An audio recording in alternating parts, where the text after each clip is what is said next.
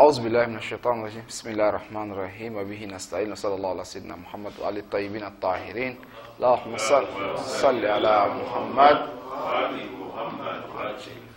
Alors notre cours du jour se porterait sur ce qu'on appelle l'ijtihad et comme on appelle le mujtahid. C'est-à-dire l'action d'ijtihad et, n'est-ce pas, le mujtahid en tant qu'une personne. Qu'est-ce que nous voulons par là? D'abord, la question d'ijtihad, c'est une question du fiqh. Normalement, ça a quelque chose à voir, n'est-ce pas, avec le fiqh, pas directement avec la croyance. Mais, du plus ou moins, cela pourrait rentrer dans le cadre également de la croyance. Pourquoi? Parce que l'ijtihad, c'est une suite logique de la prophétie. C'est une suite logique de l'imama. Donc, il faut croire en la prophétie. Tu crois d'abord on croit à l'existence de Dieu, de par la raison. Et la raison également te dit que Dieu ne pourrait créer l'être humain sans pour autant lui donner, n'est-ce pas, une ligne de conduite. Alors, il lui donne un prophète, n'est-ce pas, qui va lui enseigner. Alors, le prophète ne saurait quitter ce bas monde sans pour autant choisir une personne. Le fait de choisir également, soit il nous donne des principes de base, une personne qui a telle ou telle qualité, suivez-le, ou bien suivez une seule personne. Mais ce que le prophète devrait faire, qui est normal, c'est le fait de dire, suivez une telle personne. N'est-ce pas? Alors, cette personne qui viendra vivre avec nous, si réellement il y a cette possibilité de choisir directement, il choisit une personne, comme l'a fait, n'est-ce pas, nos différents imams, ou bien il nous donne des critères de base sur lesquels nous pouvons déterminer un genre de personne. Pour dire une telle personne, on peut le suivre, une telle personne, on peut le suivre parce qu'il réunit les conditions. Donc, ce n'est pas une personne en tant que telle, mais c'est un ensemble de personnes ou bien qui réunissent des conditions bien données. Donc, dans cet aspect, nous pouvons mettre ça dans Al-Aqaïd. Donc, étant donné que c'est une suite logique de la prophétie, une suite logique de l'imama, donc, At-Taqlid, comment dirais-je, l'ijtihad pourrait, n'est-ce pas, rentrer dans les croyances. Ijtihad, ce n'est pas le fait de se référer au texte pour déduire, je ne parle pas de ça, comment l'idée du ijtihad. Est-ce que l'ijtihad est acceptable? Ce n'est pas acceptable. Parce qu'on ne dirait pas comme l'islam a dit, donc on accepte. Parce que c'est des choses que logiquement même l'être humain pourrait comprendre. Logiquement, l'être humain pourrait, n'est-ce pas, comprendre. Alors, dans la pensée islamique, il y a ce qu'on appelle obligation individuelle, wajibul aini, et ce qu'on appelle une obligation de suffisance. Une obligation de suffisance, qu'est-ce que cela voudrait dire? Une obligation individuelle, qu'est-ce que ça veut dire? Une obligation individuelle voudrait dire que cela s'applique aux gens de la même manière, au même niveau. C'est-à-dire la prière. Tout le monde devrait prier. Parce que moi, je ne peux pas dire comme un groupe de personnes déterminées ont prié, donc moi, je m'en passe. Non. Parce que c'est une obligation individuelle. Tout un chacun est amené à observer l'acte. Par contre, nous avons une certaine obligation qu'on appelle ça une obligation de suffisance. L'obligation de suffisance, ça veut dire quoi? Le mot suffit, tenez compte de cela. Ça veut dire quoi? Si un groupe bien déterminé de personnes, on l'observe, ça suffit, on ne réclamerait pas, n'est-ce pas, aux autres de l'entreprendre ou de l'observer. C'est nous avons besoin d'un groupe de personnes bien données. Si ceux-ci se sont, comme on appelle, mis à travailler, à observer l'action, ça suffit. On ne réclamerait pas, n'est-ce pas, les autres d'en faire autant. En titre d'exemple, pour illustrer, le fait d'interdire le mal et d'ordonner, n'est-ce pas, le bien. C'est une obligation, parce que Allah subhanahu wa ta'ala nous demande d'ordonner le mal et, n'est-ce pas, et d'ordonner le bien et interdire le mal, n'est-ce pas? Alors, si on trouve dans notre État, dans notre secteur, des personnes bien données qui s'acquittent de l'activité, alors est-ce qu'on demanderait aux autres également d'en faire autant? Non. Voyons dans un monde musulman, un État islamique, ou bien même pas un État islamique, un lieu où les musulmans vivent. Nous avons besoin forcément des médecins, des hôpitaux. Nous avons besoin des spécialistes dans les domaines bien donnés.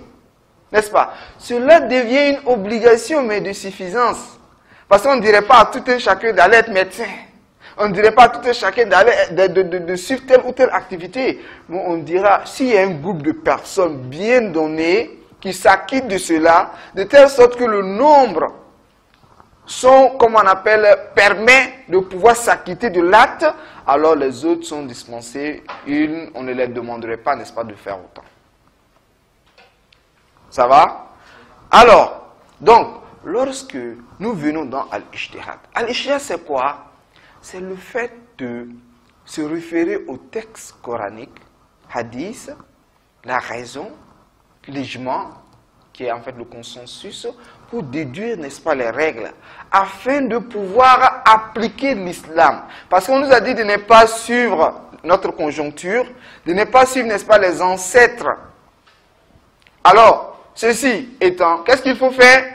Il faut se référer au texte. Donc, nous avons besoin obligatoirement des personnes qui ont cette possibilité-là de pouvoir déduire les règles pour nous. Ça va? Ceci étant, s'il y a un groupe de personnes bien données qui s'acquittent, nous avons trouvé peut-être dans notre état 5 mujtahid, 10 mujtahid, qui sont suffisants et puis qui sont accessibles aux gens. Vous voyez? Parce que souvent, disons même dans le monde moderne actuellement, avec même un mardi peut-être dans les différents pays, la communication pourrait passer. N'est-ce pas? Par contre, dans le temps, nous avons forcément besoin des margis un peu partout, ou bien des spécialistes un peu partout, pour pouvoir entrer en contact. Alors qu'actuellement, là, on n'a pas forcément besoin de cela. C'est-à-dire, un groupe de personnes, 2 ou 3 personnes, actuellement, ce qu'ils peuvent résoudre, avant, il a fallu peut-être 1000 personnes, il a fallu peut-être 1 million de personnes dans chaque localité. Parce que la communication n'était pas facile. Par contre, actuellement, la communication est tout à fait facile. Bref, le principe est qu'il faudrait qu'il y ait un groupe de noms, un nombre de personnes déterminées qui pourront s'acquitter. Maintenant, le nombre va dépendre, n'est-ce pas, de la localité. Ça va dépendre du pays et ça va dépendre même de l'époque. Parce qu'il y a des moments où l'accessible est difficile, l'accès à ces personnes sont difficiles, il y a des moments où ce n'est pas difficile. Donc ça va dépendre, parce que ici je vais mettre l'accent sur le nombre qu'il faut. Parce que le nombre, on ne peut pas déterminer, on ne peut pas dire 10 personnes, on ne peut pas dire 20 personnes, on ne peut pas dire 1 personne. Parce que ça va de soi, ça dépend. Ici je parle de l'obligation, de telle sorte que si on manque le juge de la résurrection, on serait châtié. C'est de ce que je veux dire. C'est-à-dire actuellement, dans le monde moderne, actuellement, en termes d'exemple, actuellement, même si nous avons seulement qu'un seul mardi, celui-ci pourrait résoudre le problème. Pourquoi? Parce que si on parle du problème de communication, la communication pourrait passer. Actuellement, tu peux t'asseoir sur l'internet, 1 minute, tu écris, et puis automatiquement on te donne ta réponse. Alors que dans le temps, pour avoir, n'est-ce pas, une simple réponse, qu'est-ce qu'on avait besoin? Tu vas peut-être écrire une lettre qui va peut-être durer 1 année, qui va durer peut-être 3 ans, qui va durer peut-être 3 mois pour que tu puisses avoir la réponse. Peut-être souvent même c'est possible que tu meurs sans pour autant même avoir la réponse. Il y a des personnes qui écrivaient, n'est-ce pas, les lettres, on donnait aux imams, que ce soit à Médine, que ce soit à la Mecque, pour enfin qu'on puisse leur donner, n'est-ce pas, de réponse. D'autres pourront mourir bien avant que la réponse puisse leur atteindre. Alors que dans le monde moderne actuellement, on n'a pas trop besoin de ce genre de choses. Cela ne voudrait pas dire qu'on ne devrait pas avoir beaucoup de mujtahid, ce n'est pas ce que je veux dire. Si toute personne a cette possibilité d'être mujtahid, il faut l'être. Maintenant, alors que dans notre monde moderne, le fait d'être mujtahid pour nous autres, c'est une obligation de suffisance. Mais c'est lorsque nous allons constater qu'il n'y a personne qui s'acquitte, là, à ce moment, les autres, c'est obligé qu'on se lève, sinon on serait condamné. Alors, si il n'y a pas de mujtahid, ou si personne ne se détermine afin de fournir l'effort pour en être un mujtahid, alors il incombe à tout un chacun d'être mujtahid. Parce qu'on ne devrait pas suivre, n'est-ce pas, les mujtahids déjà décédés. Pour vivre un mujtahid temporaire. Pourquoi? Pour pouvoir résoudre les problèmes modernes. On a toujours besoin d'un mujtahid vivant actuellement pour pouvoir résoudre. Parce que si je me dis que les anciens problèmes, bon, les anciens problèmes, nous, on n'a pas de problème relatif aux anciens problèmes. Mais eux, aux nouveaux problèmes, les problèmes modernes, comment il faut résoudre? Nous avons le problème de banque actuellement. Est-ce qu'au temps du prophète, il y avait l'histoire de banque? Au temps des imams, il n'y avait pas. Il n'y avait pas de banque. Ou bien de banque moderne comme nous l'avons. Alors nous avons besoin d'un mujtahid qui va donner son avis. On ne peut pas se référer aux mujtahids qui sont déjà décédés parce qu'à leur époque, ils n'avaient pas ça. Donc, si il n'y a pas eu de personne qui se détermine pour être mujtahid, à ce moment, l'ijtihad devient une obligation individuelle. Premier principe, l'ijtihad est une obligation de suffisance. Si un groupe de personnes se lève pour l'observer, alors on ne réclamerait pas, n'est-ce pas, aux autres. Mais si personne ne se détermine, alors ça devient une obligation individuelle. Tout un chacun devra s'élever pour, comme on appelle, l'observer, pour être, ou du moins, vous vous accordez pour déterminer des personnes, ah, vraiment, vous avez fait la capacité, donc fournissez l'effort. Alors, eux, quand ils viennent, qu'est-ce qu'ils font? Maintenant, ça c'est le mujtahid, maintenant, ici c'est ijtihad, l'autre mujtahid. Le mujtahid, qu'est-ce qu'il faut faire? C'est se référer, n'est-ce pas, au Saint-Coran, à la sunna, à l'ijma, qui est le consensus, et, n'est-ce pas, à la raison. Maintenant, celui-ci, tout ce qu'il nous dira comme principe de déduction, ou bien tout ce qu'il nous dira qui est le résultat de la déduction, nous sommes obligés de l'obéir. Si nous le désobéissons, c'est comme si on a désobéi à l'imam. Si nous avons désobéi à l'imam, c'est comme si on a désobéi au prophète. Si nous avons désobéi au prophète, c'est comme si nous avons désobéi à Allah subhanahu wa ta'ala. Celui qui désobéit à Allah, qu'Allah subhanahu wa ta'ala nous en préserve de cela. Alors, on va voir dans le livre, qu'est-ce qu'on nous dit. Donc, c'est la page 63. Notre croyance concernant l'ijtihad. Nous croyons que l'ijtihad, à partir de la charia, dans les cas des lois religieuses, deviennent une obligation de suffisance pour tous les musulmans pendant l'occultation de l'imam du temps. Alors, lorsque l'imam est là, est présent, n'est pas occulté, est présent devant nous, à ce moment, on n'a pas besoin de faire d'efforts. Pourquoi? Parce que quand on a besoin de quelque chose, qu'est-ce qu'on fait? On demande directement à l'imam. Voilà pourquoi je dis que l'ijtihad, les sunnites nous ont précédés dans l'ijtihad. Pourquoi? Parce qu'eux, ils ont eu vite besoin d'ijtihad. Par contre, nous, jusqu'au 3e siècle, on n'avait pas besoin. Parce qu'on avait déjà notre imam qui était là. Oui. Donc, pour tous les musulmans pendant l'occultation de l'imam du temps, ce qui veut dire que si un grand nombre ou un nombre suffisant de musulmans se charge de cette obligation, les autres musulmans ne sont plus tenus de l'accomplir, étant donné qu'ils peuvent dépendre des mujtahidines qui ont rempli les exigences de l'ijtihad concernant les préceptes religieux. Alors, pratiquer l'ijtihad, qu'est-ce que ça veut dire? Ça, c'est l'avant-dernière ligne. Pratiquer l'ijtihad signifie s'efforcer de déduire soi-même les règles à partir des lois islamiques que le saint prophète Mohammed sallallahu alayhi wa sallam a apportées avec lui et qui restent immuables. Ça ne change pas. C'est-à-dire halal Muhammad halalun ila yawm al-qiyamah wa halaluhu halalun ila yawm al-qiyamah. C'est que le saint prophète Mohammed a rendu licite et illicite jusqu'au jour de la résurrection. Ce qu'il a rendu, n'est-ce pas, illicite est également illicite jusqu'au jour de la résurrection. Alors, les bases de l'ijtihad sont les suivants, le Saint-Coran, la Sunna, l'Ijma et la raison.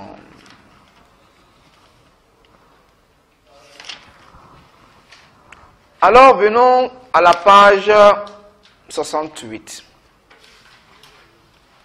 La page 68 met en évidence, n'est-ce pas, notre croyance concernant le mujtahid. Nous croyons que le mujtahid, remplissant toutes les conditions requises, c'est-à-dire une personne mujtahid qui est là, qui a toutes les conditions, c'est-à-dire a la possibilité de déduire. Il a une bonne moralité, il ne fait pas, n'est-ce pas, de péché. En fait, il se force en fait, de ne pas faire de péché parce qu'il n'est pas forcément un infaillible. Parce que ce sont des conditions qui sont exclusives, n'est-ce pas, au mujtahid. Il dit non, il ne fait pas de péché. Mais quand même, c'est une personne qui se force. C'est possible souvent qu'il trébuche, il fait des erreurs, oui, c'est vrai. Mais on ne demanderait pas d'être forcément un infaillible. Parce que lui, durant son occultation, il est le gouvernant et l'autorité suprême de tous les musulmans.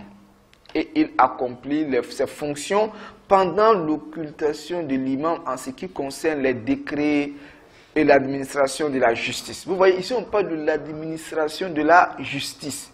Donc, à supposer que nous sommes dans un état où il y a 20 mujtahids, il y a 50 mujtahids, est-ce que tous ceux-là peuvent s'en charger de l'administration de la justice? Ce n'est pas possible.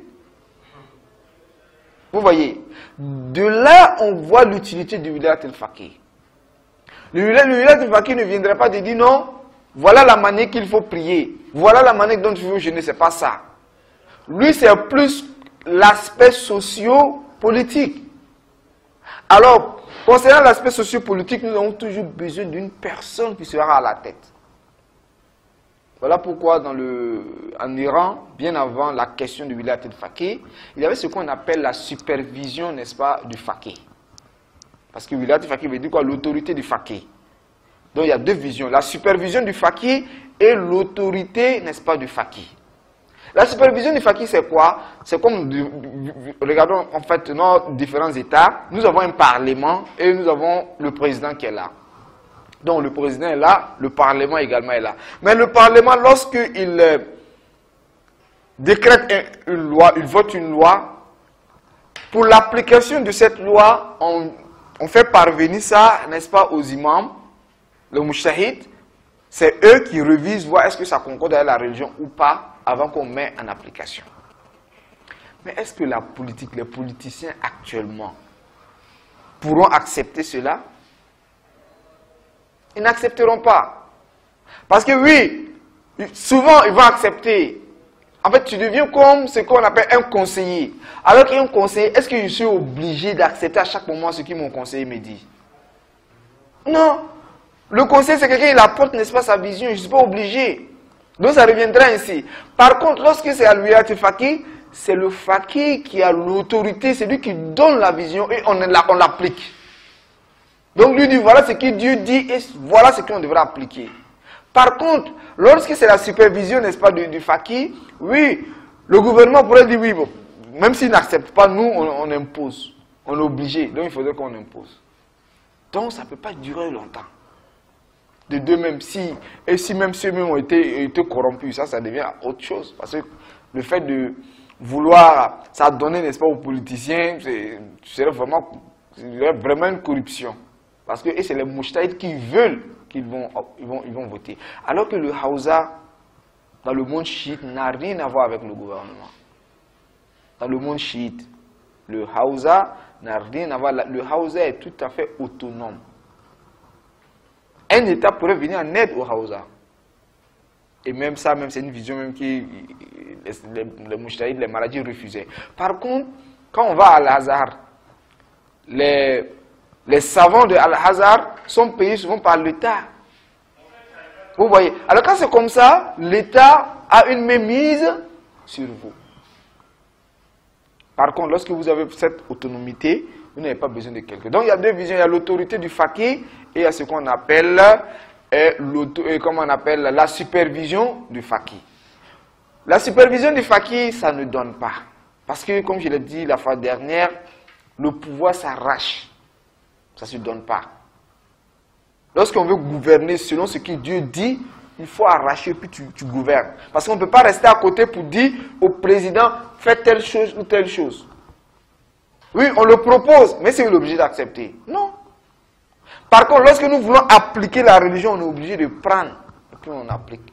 Cela aussi ne voudrait pas dire qu'on soit comme, n'est-ce pas, les Daesh, c'est-à-dire des personnes qui ne comprennent pas la religion de l'islam, qui ne comprennent pas les textes religieux, se lèvent et puis veulent établir, n'est-ce pas, la charia. C'est pas ça. La charia, ça a besoin, est-ce que les gens sont prêts à l'accepter? Est-ce que le nombre que vous avez permet de pouvoir instaurer la charia ou pas?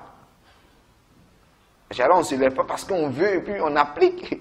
Parce que souvent, vous savez, le fait de mal appliquer la charia donne des effets néfastes.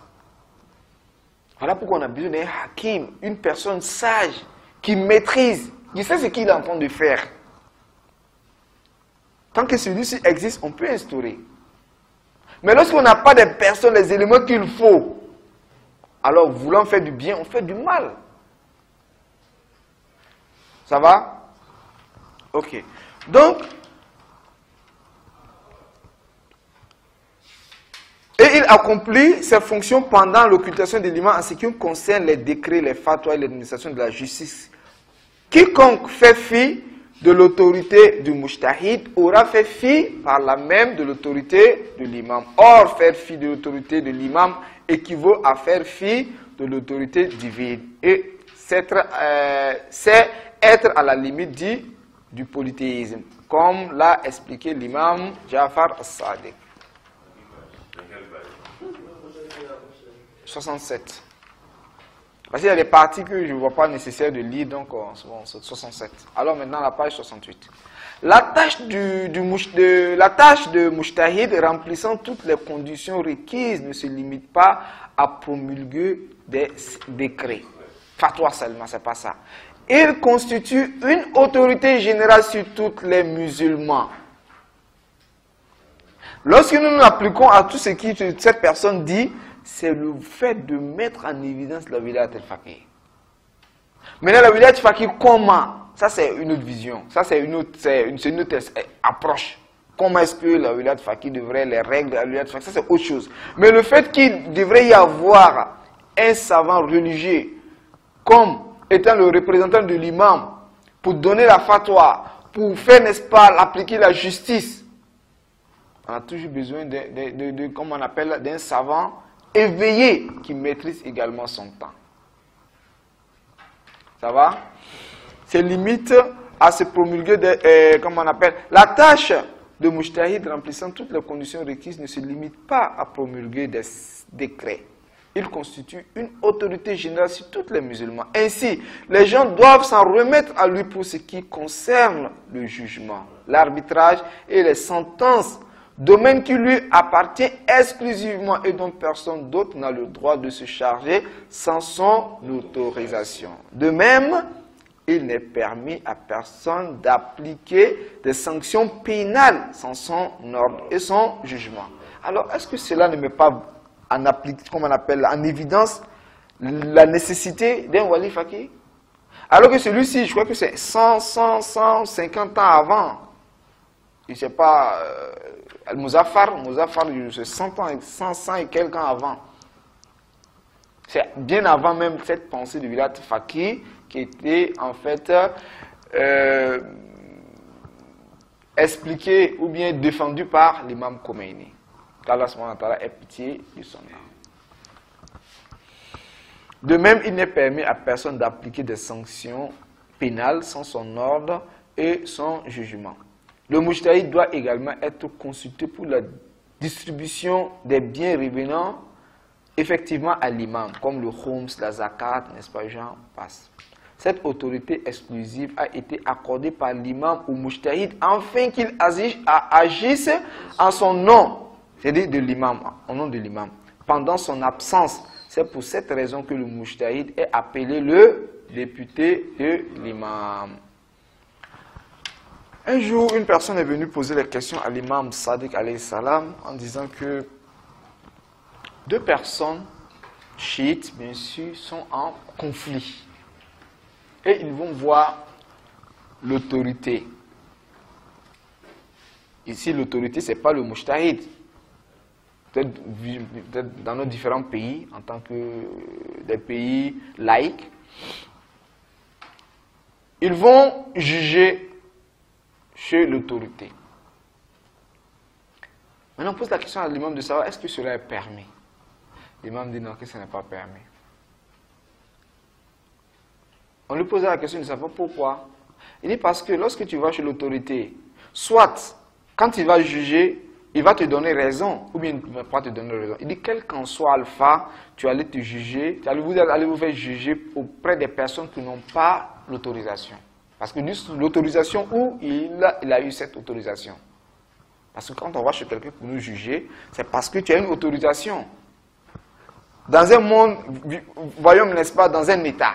Dans un État, quand on veut faire comme on a la justice, où on va? C'est des tribunaux bien donnés. Alors lorsque tu laisses les tribunaux, le but va te faire juger quelque part d'autre. Est-ce que ces personnes-là, on peut leur convoquer?